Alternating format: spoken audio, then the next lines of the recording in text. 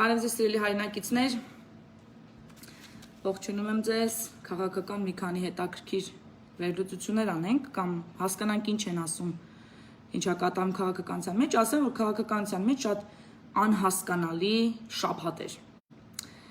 անհասկանալի երևույթների շաբաթ էր, զավեշտալին էլ մի կողմից, ուրեմն այնտեղ մեծ հետաքրքիր խաղաթուրված հոգեկանների շաբաթ կարելի է անվանել, մի հատ խեղված ուրեմն հոգեբան հայտարարեց, որ Աննայի եւ Արփի մայր ու դստեր պաչիկը այլասերվածություն է։ Հոգեբանների մեջ sense մի հատ հանակ կա, որպես հոգեբան եմ դա ասում, մենք միշտ ասում ենք, որ հոգեբաններից հոգեբանություն ուսումնասիրում են մարդիկ, ովքեր հոգեբանի կարիք ունեն։ Այս պարագայում ինչ էր անունը, ստե միտեղ գրել էի, Միհրդատ Մադաթյան, թիթիզ մի հատ անուն, ինքը ոչ թե հոգեբան էլ հոգեբուժի կարիք ունի։ Առաջին հերթին ոչ միայն իր հոգեկան վիճակը պետք է ստուգել, այլ նաև ստուգել իր ազգությունը։ Ցանկացած հոգեբան պիտի հասկանա այդ ազգի մշակույթը եւ իր թեորիան ասի այդ մշակույթի կոնտեքստում, հա, ասենք իր դիագնոզը, այսպես ասած։ Հիմա օրինակի համար մեր կուլտուրայի մեջ ընդունված է պաչիկները, այդ տեսակ, եթե սեռական օրգանները, այսինքն շուրթերը սեռական օրգան է եւ սեռական այլասերվածության կարաբերի, ապա պաչիկը թաթիկին, տոտիկին կամ պորտիկին պետք է նույնպես դիտվի այդ կոնտեքստի մեջ։ Եվ մեր կուլտուրայի մեջ դա ընդունված է։ Օրինակ մեր կուլտուրայի մեջ շատ բաներ են անում, որ այլ տեղեր ընդունված չի։ Օրինակ, երբ որ աղջիկները իրար թեթև մտած, իմ ամենալավ հիշողությունները, որ ես ունեմ իմ ընկերուների հետ, մինչև գիշերվա 1000-ը ման էինք գալիս, հետո իրար հետ քնում ենք նույն անկողնում, որպես լավ ընկերուհիներ եւ քույրեր, որ ամենաքաղցր հիշողություններն է, Ամերիկայում կդիտվի որպես սեռական այլասերվածություն եւ խետ հայացքների կարժանանա։ Կամ մեր տղաները, երբ որ իրար բարևում են, իրար պաչիկ են անում, Ամերիկայում դա կդիտվի տարօրինակ կընդունվի, որովհետև կուլտուրան այդպեսին չի։ Հիմա, եթե մենք այս միամիտ, այս անմեղ պաչիկը կարանք տենց որակենք, ուրեմն ստացվում մեր ամբողջ ազգը մեծից պուճուր սեռապես այլասերված են, եթե տենց է, եթե այդ կոնտեքստում նայենք, կամ ասողն է պարզապես հոգեխախտում ունեցող, հոգեբուժի կարիք ունեցող հոգեբան եւ ընդհանրապես ով է սրանց դիպլոմ տալիս, որ իրանք հոգեբան կոչվեն։ Մի խոսքով զավեշտալի էր, բայց զավեշտ տեսքանով չվերջացավ, բեմը տվեցին մեկ այլ կարկառուն կլոունի, Մարինա Խաչատրյանին, որն էլ իբր թե բժիշկ է, ներվոլոգ է, հա, իր շարժումից արդեն պարզավոր ինքը այդ կարիք ունի ներվային բժիշկի, որ իր ներվերը մի հատ ներողություն ես մի հատ անջատեմ, հա իմ զանգերը։ Ուրեմն սա էլ հայտարարեց, թե բա չեք ասի, ջհուդների սերմը բերում են, մեր կանանց ուրեմն ներարկում են, այսպիսի հետաքրքիր, այսպիսի հանցագործություն է կատարվում, իսկ մեր գենն էլ, այտենց մի բան էլ է կարծեմ ասեմ, մեր գենն էլ դարձնում են կենսաբանական զենք։ Ես ուղղակի չգիտեմ էլի, հետո էլ ասում եմ դիվահարված մարդիկ, ասում եք այտենց մարդիկ չկան, բայց աշկի առաջ այս մարդը դիվահարվել է, համեմատեք իր նույնիսկ արտաքին փոփոխությունը մի 2-3 տարի առաջ ու մինչև հիմա ձեզ համար հստակ կերևա, որ այս մարդու դիվահարված է, ինքը առնվազն խանգարված է,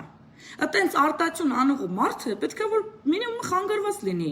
Ես կարծում եմ, որ Մարինա Խաչատրյանի հաջորդ գործը պիտի լինի, որ կանայք ոտքի կանգնեք, ձեր եղած չեղածը պաշտպանեք Սորոսա ջհուդական այս կենսաբանական զենքերից եւ ընդհանրապես ետ տվեք մեր գեները, կարգախոսները։ Հաջորդ պետքա կոչերը դրանք լինեն, արդեն տրամաբանական է, էլի տեղ է գնում։ Զավեշտը սրանով չի վերջանում, այս խառը, այսպես ասած, շաբաթը, պարզվեց թիվ 1 կոբրան դատի է տվել Հայաստանի Հանրապետությանը։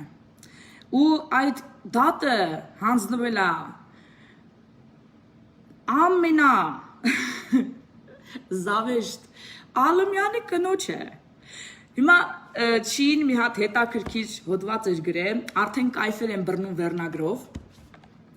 Եկեք մի հատ հասկանանք ինչա գրեցին։ Ասում է Ռոբերտ Քոչյանը դատի է տվել Հայաստանի Հանրապետությանը պահանջելով հոգուտ իրեն, որպես ոչ նյութական վնասի փոխհատուցում 2 միլիոն դրամ բռնագանձել։ Հայցի պատճառն այն է, որ մարտի 10-ին, երբ Ռոբերտ Քոչյանը առողջական խնդրի պատճառով հիվանդանոցում էր եւ չէր կարող ներկանալ մարտի 1-ի գործով նիստին, դատավոր Աննա Դանիբեկյանը դրմբաց դատական նիստի ընթացքում առանց պաշտպանական կողմի կարծիքը հայտնելու հրապարակել է նրա առողջական վիճակի մասին բժշկական գաղտնիք պարունակող տեղեկություններ։ Այսի կարծեմ այդ մի զամուղի պատմությունն է, եթե բանի մեզապարկի թուլության կարծեմ,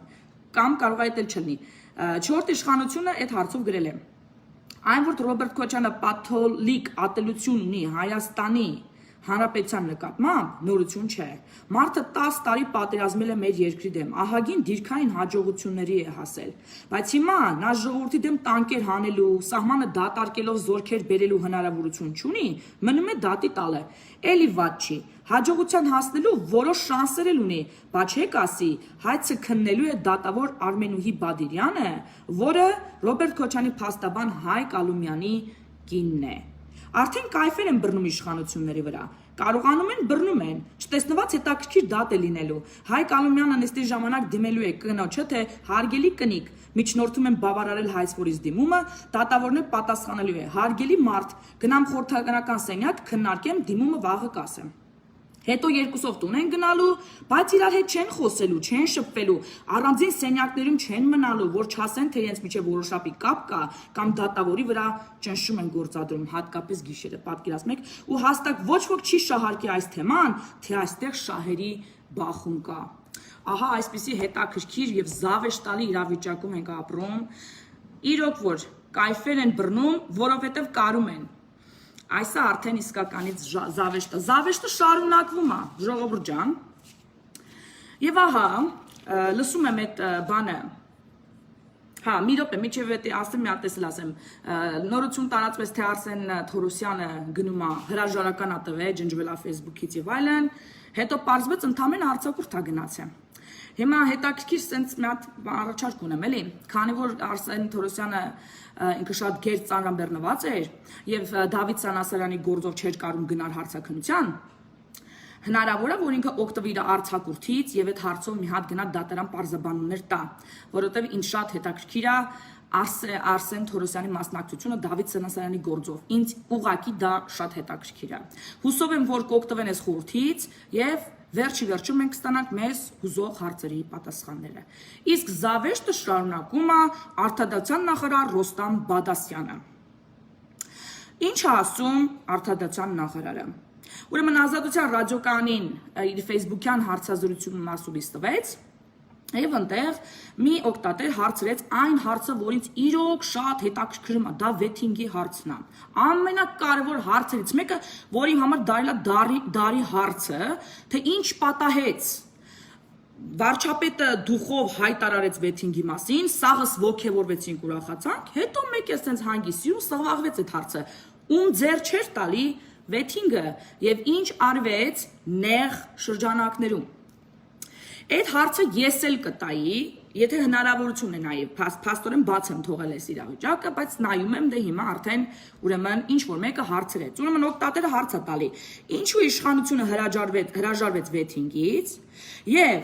հայտարարվեց փոխարինող գործառույթների մասին, որը այդպես էլ մնաց մշուշոտ, չհասկացանք այդ ինչ գործառույթներ էին։ Եվ թե ինչու նախկին կոռուպցիոն տարերը մինչև հիմա մասնակցություն ունեն որպես դատավորներ եւ շարունակում են պաշտոնավարել եւ կայացնել կասկածելի վճիռներ։ Շատ ճիշտ տեղին հարց է արդարադատության նախարարին։ Եվ պատասխանը շատ ավելի հետաքրքիր է հարցից։ Պատասխանն ասում է, որ ինքը, այսինքն մեր արդարադատության նախարարը, պատասխանատու չէ անցած տարիների, տասնամյակների Հայաստանում տեղի ունեցած արատավոր երևույթների համար։ Հիմա հարց, բա ով է պատասխանատու։ Այսի առնվազն անհասկանալի հայտարարություն է, համենայնպես իմ համար։ Բա ով է պատասխանատու, եթե ոչ արդարադատության նախարարը։ Արդյոք արտադրության նախարարը հասկանում է իր պաշտոնը եւ իր պատասխանատվությունները։ Թե իրան պետք է մեկ անգամ եւս բացատրել, որ երկրում արդարադատություն իրականացնողը արտադրության նախարարն է։ Եվ այսօր ինչի կարիք ունի ժողովուրդը արդարադատությունն է։ Եվ արտադրության նախարարը պարտավոր է իրագործի քաղաքացիների ակնկալիքները այդ ոլորտում, որ իր պատասխանատվության տակ է։ Ինչ է նշանակելու ես պատասխան չեմ, ամենայն դեպս ես մենակ չեմ կամ ես պատասխանատու չեմ արտահայտությունը։ Եթե պաշտոնյան այդ ոլորտի պատասխանատուն հայտարարում է, որ ինքը պատասխանատու չի, ուրեմն այդ պատասխանատվությունը ում ուսերին անգնում, ժողովրդի։ Այդ դեպքում ինչ կարիք կար այդ պաշտոնյաների նշանակման, եթե հարցերի ժողովուրդը պիտի լուծի։ Ինձանից հո չեմ ասում, իրանց արած արտահայտություններն եմ ասում, վերլուծում եմ իրանց արած արտահայտությունները։ Այդ դեպքում այն մյուս բոլորի նշանակումները ինչ իմաստ ունի, եթե ժողովուրդը պիտի հելնի իր ակնկալիքները իրականացնի։ Բայր ուր մնաց հեղափոխությունը։ Բայր ուր մնաց ժողովրդավարությունը։ Եթե ամեն պաշտոնյա ինքը իրան պատասխանատվության հարթակից դուրս է հռչակում, ուրեմն ով է այդ հարթակի, այդ ոլորտի պատասխանատու մնում։ Սրանք հարցեր են, որի պատասխանները ես չունեմ, դուք ունեք։ Եվ դա ամենաանպատասխանատու անհասկանալի արտահայտությունն է, որ ես լսել եմ արտադրության նախարարության բերանից։ Դրա համար էլ այսօր բարդակ է այդ ոլորտում։ Դրա համար էլ այսօր դատավորների խորհուրդը սահմանության դատավորի բերում է մեկին, որը ամենակոռուպացված ու օգտագործված ՀԿ-ի կողմից օգտագործված դատավորներից մեկն է, ու այդ ընտրությունները ամենախայտառակ խախտումների միջոցով է անցնում։ Ու որ անցնում է, արդեն նշանակում է, որ հաջորդ խորհրդանական ընտրությունները, վարչապետական ընտրությունները, մնացած բոլոր ընտրությունները ոչ մեկ գարանտիա երաշխիք չունի, որ էլի խախտումներով չեն անցկացնելու, որովհետև կարում են։ Ու եթե կարում են, ուրեմն ինչ որ մեկը իր պատասխանատվության ոլորտում թերանում է, այս պարագայում արտադրության նախարարը։ Սրանք հարցեր են, որ իշխանությունը այսօր պատասխան պիտի տա ժողովրդի առաջ, թե ինչի համար են այս ամեն ինչը կատարվում։ Ու այս ինչ արտահայտությունը ընդհանրապես անում արտադրության նախարարը։ Բա ով է պատասխանատու, եթե ինքը պատասխանատու չի։ Լավ այլի։ Մենք պաշտոնավար ենք, ժողովուրդ դու գնա հարցերդ լուծի։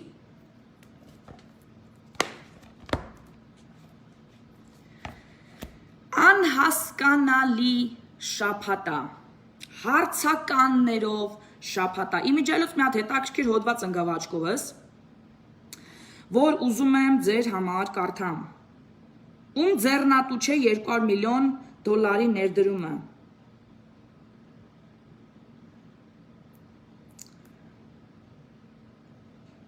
Ասի երկու հատ պիտի լիներ բայն մեզ որա։ Պետք է գնամ մանգամ, բայց այսի երկու հոդված է ու ասեմ շարունակական է լինելու, ճերի չորտ իշխանությունն է գրել, ում ձեռնատու չէ $200 միլիոն ներդրումը վերնագրով։ Շատ են ասում, որ կապիտալը եւ ներդրումը հայրենիք չունի, բայց կրկին ու կրկին ինձ թույլ կտամ չհամաձայնվել նման ձևակերպման հետ, որովհետեւ հայկական կապիտալը հայրենիք ունի, եւ այդ հայրենիքը Հայաստանն է, եւ այդ հայրենիքը Արցախն է։ Հայաստանն ու Արցախը պետք է զերծ լինեն կոռուպացիայից, կոռուպացիայի բոլոր դրսևորումները, այդ թվում հովանավորչությունը, արհեստական մենաշնորհները, մրցակիցների հանդեպ հարուցվող արհեստական խոչընդոտները պետք է արմատախիլ արվեն։ Կոռուպցիոն գործողությունների արդյունքում պետությունը եւ ժողովրդի հասցեին նյութական վնասները պետք է վերականգնվեն։ Կառավարությունը պետք է խոշոր եւ ինստիտուցիոնալ ներդրողներին եւ նրանց գործողությունը համար արդար հավասար եւ օրինական դաշտ ստեղծի։ Սրանք մեջբերումներ են Ստեփանակերտի վերածնդի հրապարակում վարչապետ Նիկոլ Փաշինյանի ելույթից։ Ահա, շատ հետաքրքիր ու ճիշտ որակավորումներ են տրված։ Հիմա ում ձեռնատու չէ 200 միլիոն դոլարի ներդրում է այդ դեպքում նորօրյա Հայաստանում։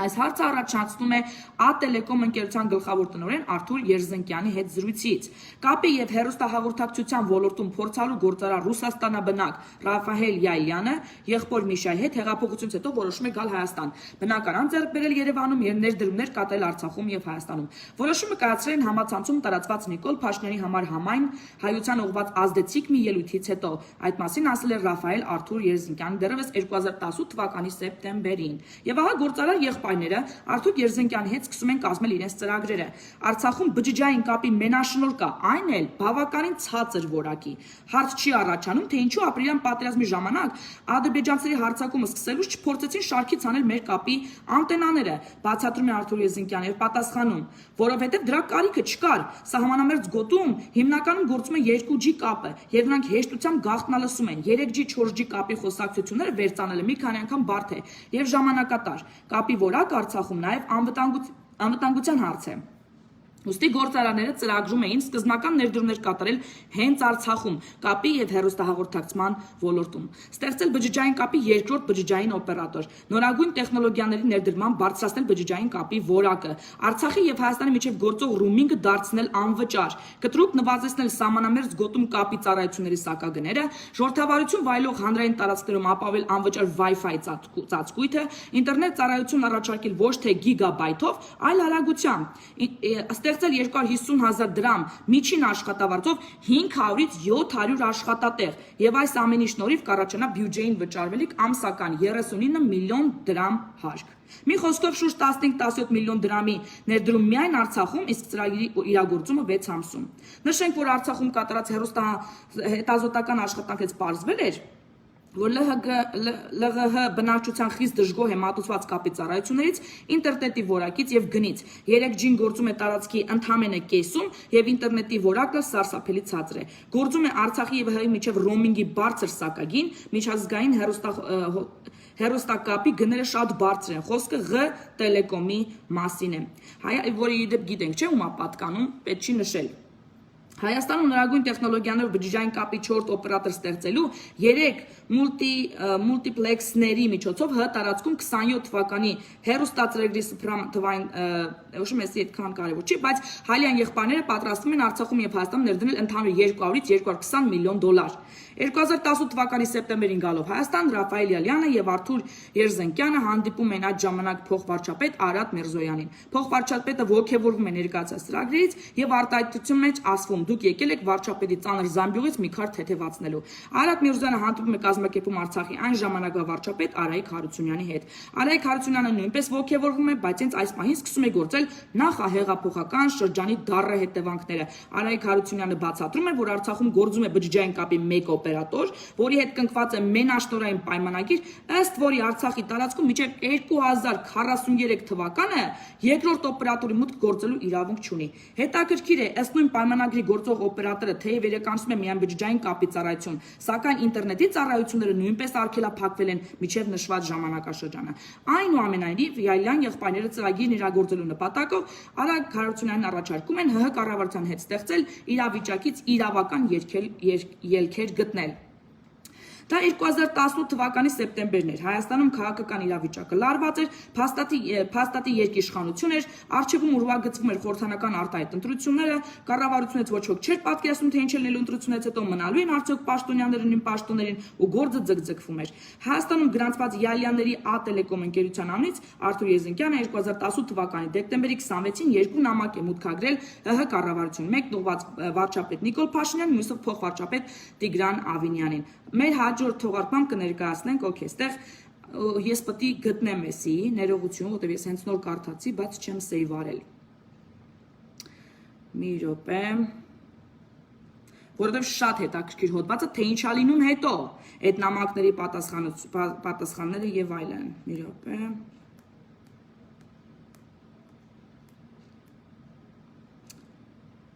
Համբերեք, ժողովուրդ ջան, համբերեք։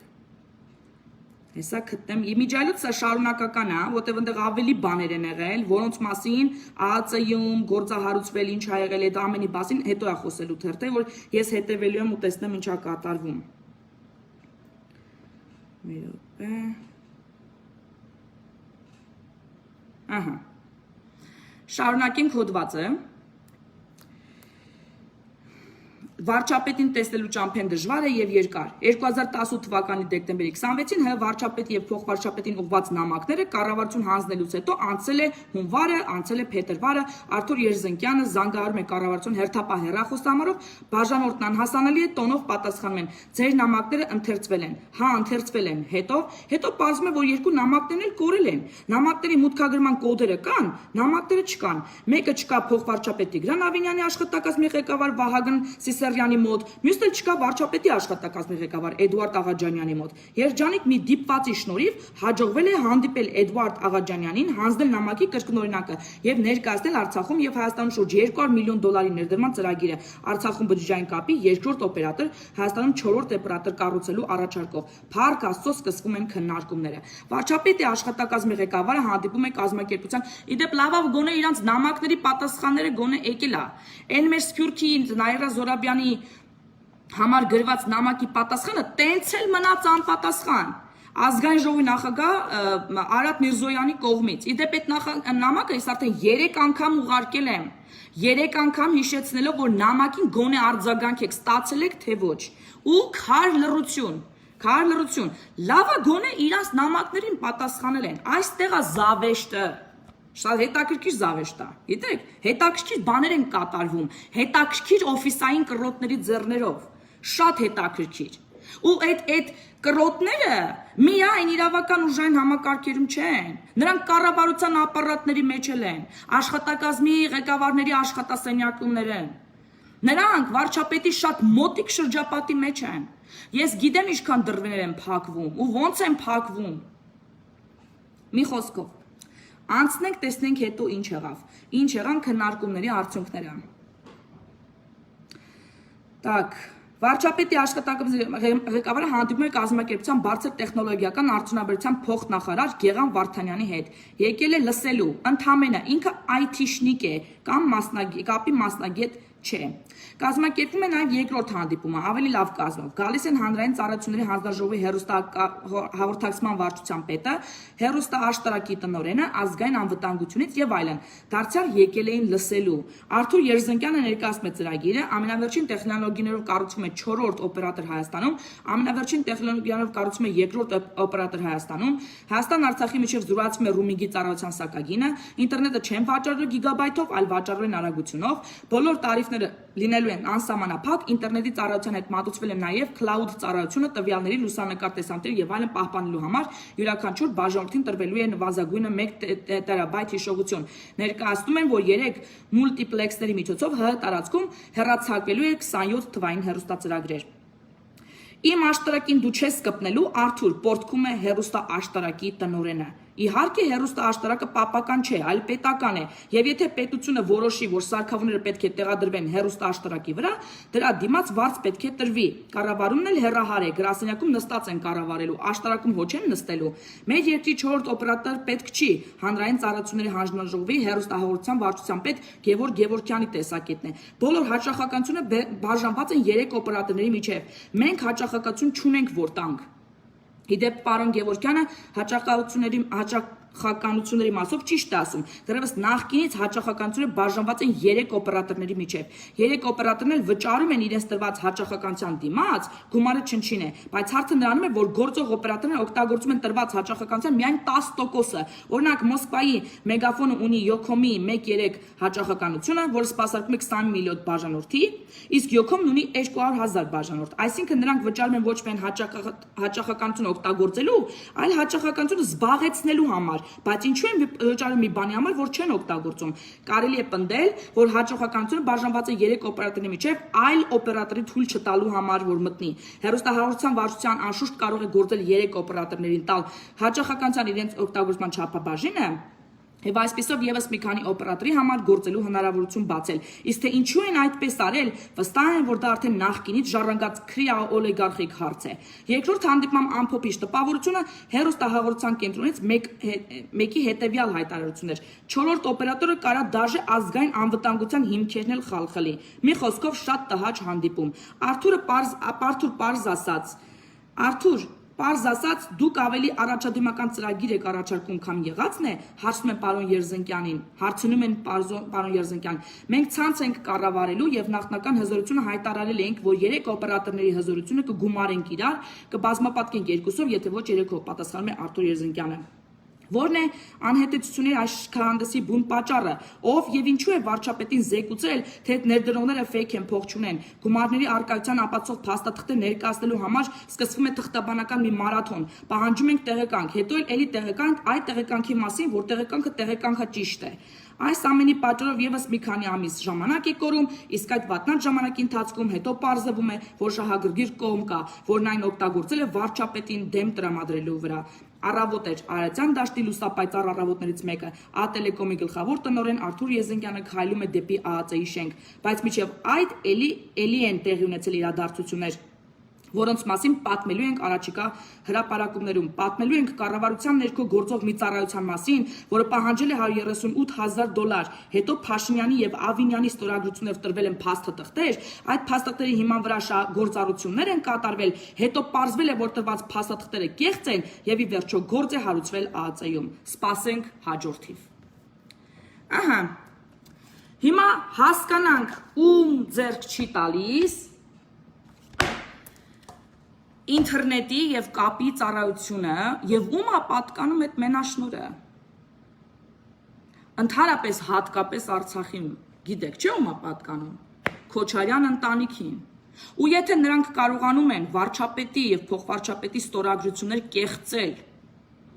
որի մասին ասում է, որ պիտի հրապարակեն հաջորդիվ, ես անհամբեր սպասում եմ տեսնեմ այդ ոնց են կեղծել եւ ովքեր են եղել կեղծողները,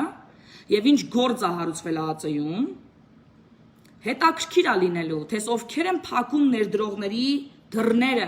ներսի կռոտներից։